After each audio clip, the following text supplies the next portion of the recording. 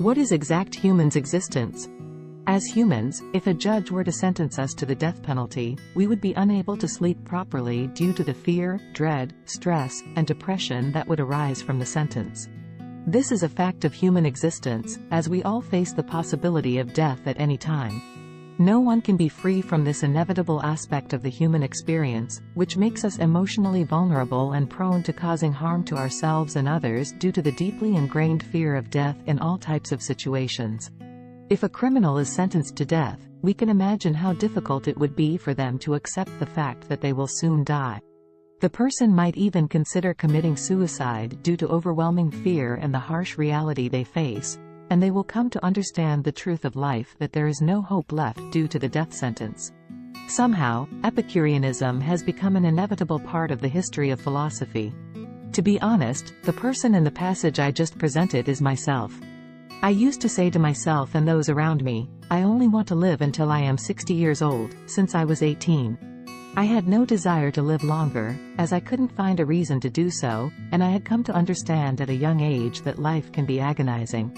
However, I didn't know why I had such a desire deep in my mind, and I even shared this desire with all my friends and family members. Now I understand why I had decided not to live beyond 60 years old.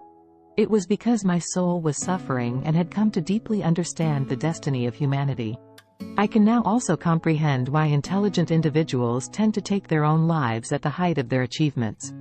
Receiving a death sentence from a judge for the alleged commission of sins is the same as the reality of the human condition, which applies to all people, whether we are aware of it or not, and whether we agree with it or not. Our subconscious minds feel and understand this truth. I once watched some footage of how American criminals responded terribly after being sentenced by judges.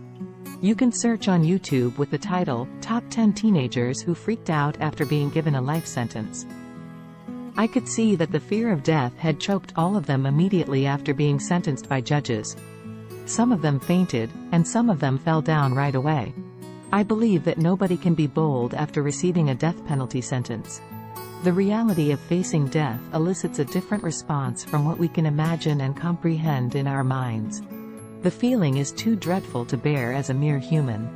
It is the same as the reality of human existence that cannot be denied and which we will all inevitably face without any exceptions.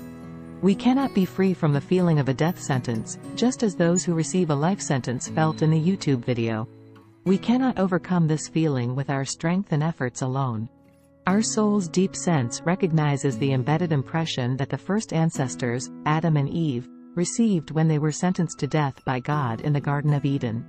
Even though we do not remember the feeling that the first ancestors had at the moment they received the death sentence, the sense is infused in our deep souls and minds. It unconsciously influences every aspect of our daily lives through the subconscious. Our understanding of the power of the fear of death with our intelligence is merely the tip of the iceberg in our deep mind and soul. We need to be aware of this reality and confront the fear of death now.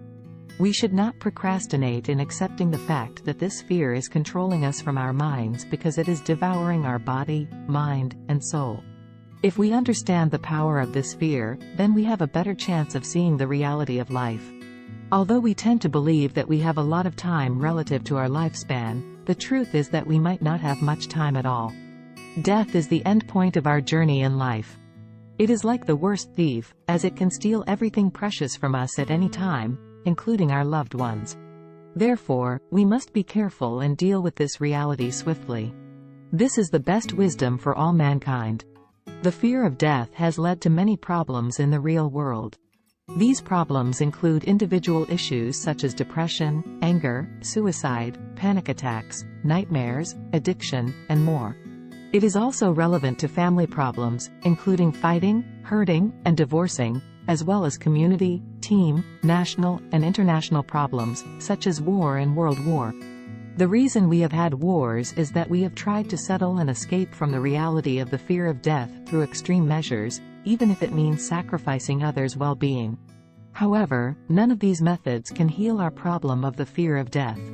In conclusion, the consequences of the fear of death include anxiety, anger, fighting, war, jealousy, striving for success, working hard, family issues, distress, depression, suicide, and addiction to sex, drugs, and gambling, among others.